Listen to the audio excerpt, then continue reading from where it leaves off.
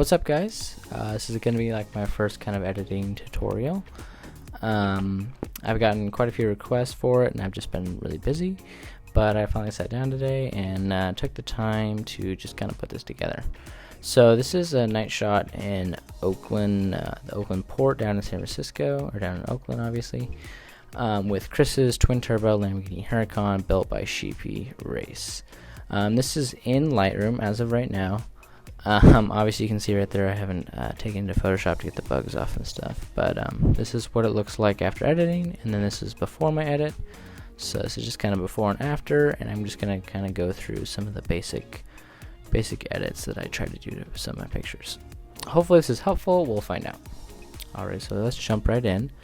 I'm obviously using Lightroom, and Photoshop I use a little bit on the side to get things out of my picture, or to do a sky swap, which I really do, but it's mainly just for getting unwanted things out of my pictures. Anyway, so we can jump in. Obviously we have your white balance here, and your camera is gonna open up your image. It's gonna have a white balance right out of the camera. I don't know if it's gonna show it. Yeah, it's not. Anyway, it's gonna probably be around 6,000-7,000, obviously depending on what you shoot it at.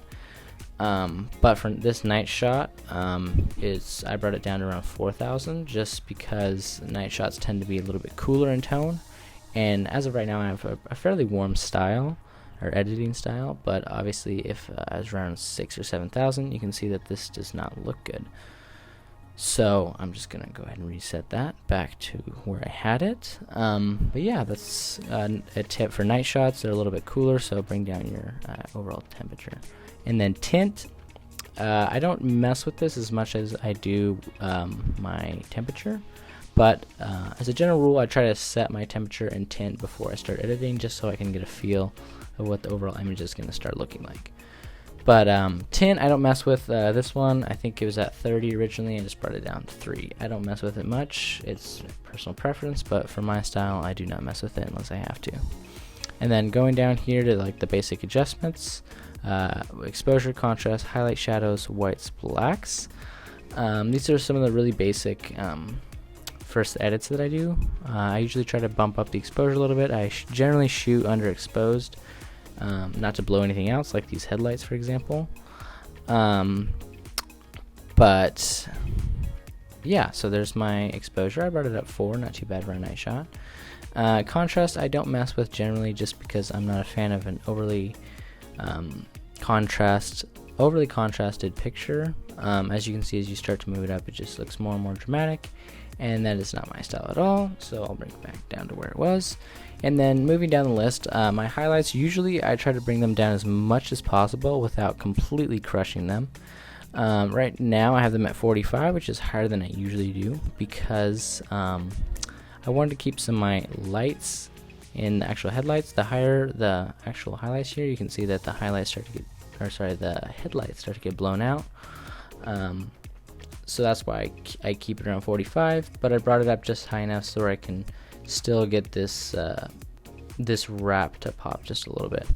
And then what you can always do, if you do, or if this happens a lot at night, if you're shooting at night and you'd like the color to pop a little bit like this, but you don't want those headlights, you can come over here and, you can come right here and you can grab a little radial adjustment, open this thing and position it right over your headlights like that.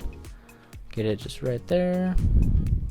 Get it how you want it, just so you don't start messing with the paint or anything. And we can come over here and we can drop our highlights all the way down. And then I'm not going to mess with this one, just to kind of show you. But see how the paint is actually nice, the wrap is nice and bright, but the headlights are still intact, so you can see before and after that. I actually think I might keep it like this, because I actually do like the way it looks. So I'll just kind of go ahead and bring another radial filter, and these things are really helpful if you need to brighten certain aspects. I'll use them a lot on the wheels. I don't want to overly blow out the sky or something. I can drop one of these over the wheels and brighten them up a little bit, like on rollers. I do that every once in a while, but they're actually very, very helpful for when it comes to night shots, because your headlights tend to get a little bit blown out. So we're gonna hop back in here, click on this, and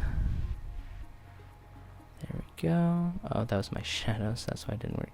So we're gonna go over here to your highlights, bring those down. I don't need to mess with the exposure very much. And then you can still retain the detail. And then we're gonna bring the highlights just a touch down so you can see how the image looks now. Just a little bit on the fly editing. Anyway, so we'll move down the list here to shadows. I usually keep them fairly high, actually, anywhere from like 70 to 90. I don't try to go above 90 unless I absolutely have to. Reason being, especially on lower end Canons, for example, or entry level Canon or Nikon, even Sony too, you'll notice a lot of grain starts to show up in your dark areas, like under here in the car and the wheels and stuff. So when you zoom in, you'll notice grain right here. Reason being is higher end cameras tend to be a little bit better in low light, and lower end aren't built specifically for that. Or if you have a tripod like I had, because I shot this at 2.5 second shutter, you don't need to bring up your ISO. Anyway, moving down, we have whites. I don't mess with them too much, just for personal preference, and blacks same way. I brought them up a little bit higher than I usually do, just because it is a night shot and it looks a little bit better. And then we're going to go down here to my texture, clarity, and dehaze. Texture and clarity look good when paired together, but if you go over, then you'll start to notice that it's just way too dramatic like that. That does not look good, or in my personal opinion. So I usually keep it around around 30 to 20 to 30. I try not to go above 40 because then it just looks a little bit baked. And then moving down, we have dehaze. I don't usually mess with dehaze unless I have to. For example, a brightly lit subject with a bad sun flare. You can use that to just knock it down a bit, but I don't really use it that much. Then vibrance and saturation. I use those only when I have to. Or I usually have them around 7 or so, just because you don't need to overly saturate, and as you get better with your HSL, you won't need to use it as much. Then moving down a little bit more, we have my tone curve, or your tone curve in Lightroom. These are fairly basic adjustments to give the overall image just a little bit more, to give it the basic corrections before you move into your actual color grading. I usually go and edit this part of your panel right here, and then I drop down to the tone curve, edit that, and then I'll go down into this and then head down to my HSL. So now that we're in the HSL, you have your hue, saturation, and luminance of all your colors. Obviously, the hue is just going to change how the color looks, saturation is going to see how intense it is, and luminance is just going to tell you how bright and how much white is going to be in it. So we can play around with the reds, for example. We can bring those up, see they're nice and illuminated. Down, they're just nice and dark. I don't tend to mess with these more than I have to. I generally keep them fairly similar in all of my edits.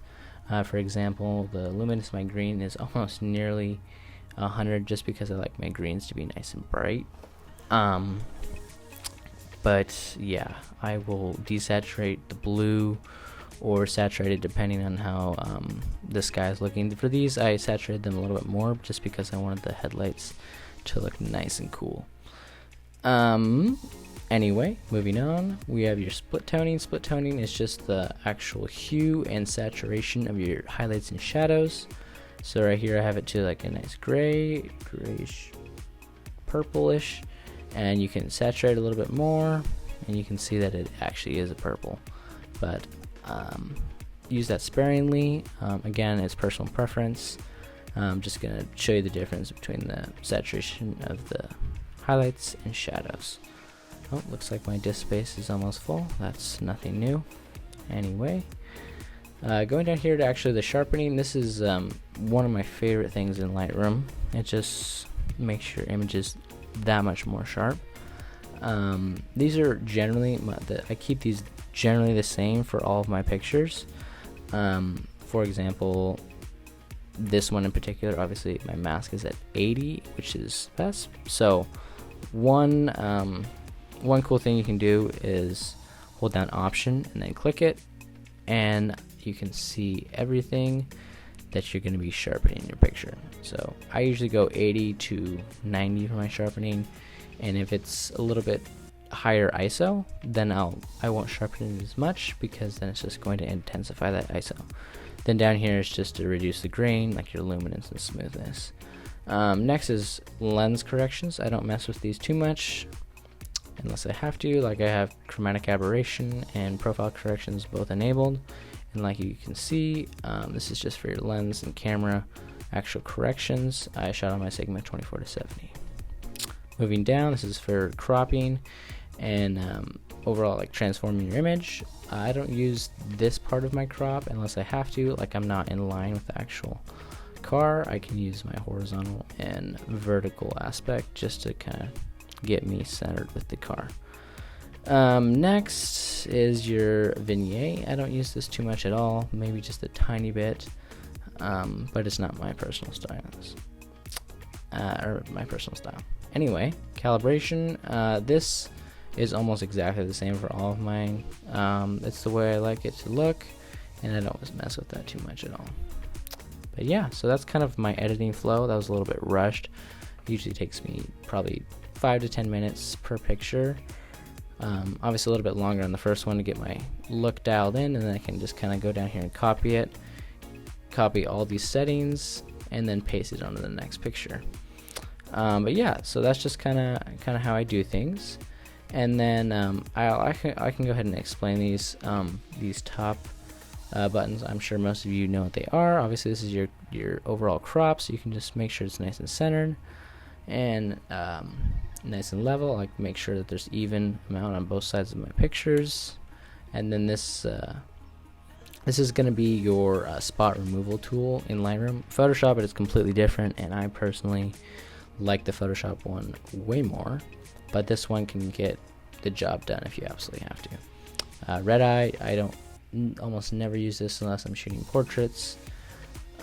And then we have this gradient filter. Gradient filter is one of the most helpful things, especially if you're shooting like at sunset and you need the car to be nice and exposed as well as a sunset. You can drag a radial or gradient filter across the image and then brighten it or darken it if you want to. It's a little bit extreme, but obviously you get the idea. Next, we actually showed this last time. It's going to be your radial filters. I have a couple on the headlights. Sometimes I'll have them on the wheels like I talked about. And then this is just a simple, just a brush. So if you want to brighten up certain parts of the image, you can kind of go ahead and see what you're brightening up. So you can brush it along here, for example, and then brighten it up. It just brightens that area right there. But yeah, these are all super useful and I use on a regular basis. Now my computer's starting to get a little bit hot, but yeah, so this is kind of how I edited this picture for Chris. This is one of my favorite night shots, especially moving to Sony because it does very well in low light. But yeah, I hope this was helpful for everyone. Let me know if you guys have any questions. This video is probably going to be a little bit too long for Instagram, but I might post it to YouTube, so we'll see. But yeah, let me know if you guys have any questions. I'd be more than happy to answer them. So see ya.